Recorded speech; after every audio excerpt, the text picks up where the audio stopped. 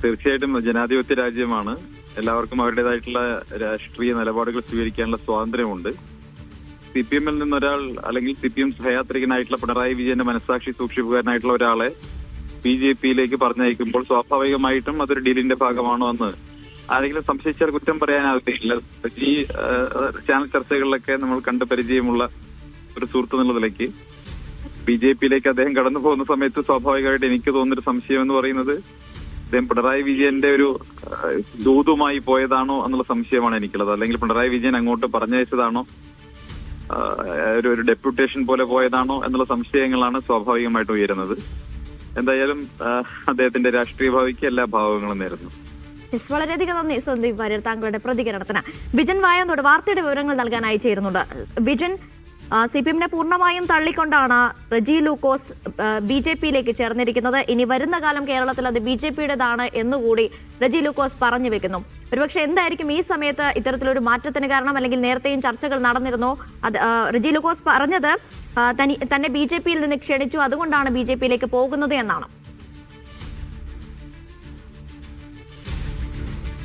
അൻഷ, തീർച്ചയായും അതായത് CPM-ന്റെ ആശയങ്ങൾ കാലഹരണപ്പെട്ടു എന്നുള്ളതാണ് റെജി ലൂക്കോസ് ഇപ്പോൾ പറയുന്നത്. അതുകൊണ്ടാണ് പുതിയ കാലത്തിന് പുതിയ തരത്തിലുള്ള ആശയങ്ങളാണ് വേണ്ടത്, അത് BJP-യാണ് മുന്നോട്ട് വെക്കുന്നത്, അതുകൊണ്ട് തന്നെ BJP-യുടെ ഭാഗമാവുകയാണ് താൻ എന്നുള്ളതാണ് റെജി ലൂക്കോസ് അല്പം മുമ്പ് BJP-യിൽ അംഗത്വം എടുത്തുകൊണ്ട് പറയുന്നത്. എന്തായാലും CPM-നെ സംബന്ധിച്ചിടത്തോളം ഏറെക്കാലമായി CPM-ന്റെ ചാനൽ ചർച്ചകളിലൊക്കെ ഒരു പ്രധാന മുഖമായി CPM-ന്റെ ഒരു പോരാളി എന്നുള്ള നിലയിൽ ചാനൽ ചർച്ചകളിൽ സ്ഥിര സാന്നിധ്യമായൊക്കെ പങ്കെടുക്കുന്നതാണ്. അത് പാർട്ടി ചാനലിലും ഒപ്പം തന്നെ മറ്റ് ചാനലുകളിൽ ഉൾപ്പെടെ നിരന്തരമായി ഇത്തരത്തിൽ ഒരു ഇടത് നിരീക്ഷകൻ എന്നുള്ള ഒരു പേരിലാണ് അദ്ദേഹം എത്തിക്കൊണ്ടിരുന്നത്. പലതരത്തിൽ CPM പ്രതിനിധികൾ ഇല്ലാത്ത ഘട്ടത്തിൽ ഉൾപ്പെടെ CPM-ന്റെ നാവായി പ്രവർത്തിച്ച ചാനൽ ചർച്ചകളിലൊക്കെ നിറഞ്ഞു നിന്ന ആളാണ് നിലവിൽ റെജി ലൂക്കോസ്. എറണാകുളത്തുകാരനാണ് അദ്ദേഹം.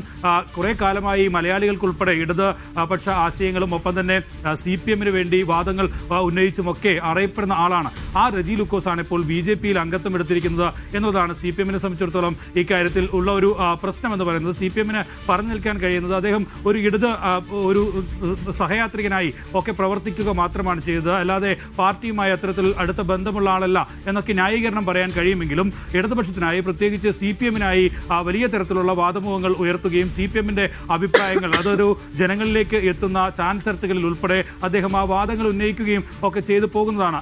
അദ്ദേഹമാണ് ഇപ്പോൾ BJP-യിൽ എത്തിയിരിക്കുന്നത്. എന്ത് കാരണമാണ് CPM-മായി ഇടയാനുള്ള കാരണം എന്ന് അദ്ദേഹം വ്യക്തമാക്കുന്നില്ല. പക്ഷേ ആശയങ്ങൾ കാലഹരണപ്പെട്ടു എന്നുള്ളതാണ് അദ്ദേഹം വ്യക്തമാക്കുന്നത്. പുതിയ ആശയം അത് BJP-യുടേതാണ്. BJP-യുടെ ഭാഗമായി ഇനിയുള്ള നാളുകളിൽ മുന്നോട്ട് പോവുക എന്നുള്ളതാണ്. കേരളത്തിൽ BJP-യാണ് ഇതിന്റെ ശക്തി പ്രാപിക്കാൻ പോകുന്നത് എന്നുള്ളതാണ്. ഇത്തരക്കാരെ ഇങ്ങനെ ഇടതുപക്ഷവുമായി CPM-മായി ഒക്കെ ചേർത്ത് നിർത്തുന്നത് അത് എത്രമാത്രം പാർട്ടിക്ക് ഗുണം ചെയ്യും എന്നുള്ളൊരു ആലോചന എന്തായാലും CPM നടത്തേണ്ട ഘട്ടത്തിലേക്കാണ് ഇത്തരം കാര്യങ്ങൾ എത്തുന്നത്. റെജി ലൂക്കോസിന്റെ പാർട്ടി മാറ്റം ഉൾപ്പെടെയുള്ള വിഷയങ്ങൾ എത്തുന്നത്. ഇങ്ങനെ പല ആളുകളും ഇത്തരത്തിൽ CPM-ന്റെ വാദങ്ങൾ ഉന്നയിച്ചുകൊണ്ട് CPM-ന്റെ പ്രതിനിധി എന്ന നിലയിൽ ചാനൽ ചർച്ചകളിൽ പങ്കെടുക്കാനുണ്ട്. പക്ഷേ അത് CPM ഔദ്യോഗികമായി ചർച്ചകൾക്കായി അയക്കുന്നതല്ല, അല്ലാതെ തന്നെ CPM-ന്റെ ഒരു മുഖമായി ഇടുന്ന നിരീക്ഷകനായി ഒക്കെയാണ് അദ്ദേഹത്തെ ചാനൽ ചർച്ചകളിൽ വിളിക്കുന്നത് എന്നൊക്കെയുള്ള ന്യായീകരണം CPM-ന് പറയാമെങ്കിലും CPM നേതാക്കളുമൊക്കെയായി അടുത്ത ബന്ധം പുലർത്തുന്ന ആൾ കൂടിയാണ്. ഇങ്ങനെ ഒരാൾ പാർട്ടി വിടുന്നത് നേരത്തെ അറിയുകയോ അത് തടയാൻ ശ്രമിക്കുകയോ ചെയ്തോ എന്നുള്ള കാര്യം ഉൾപ്പെടെയാണ് ഇനി അറിയേണ്ടത്.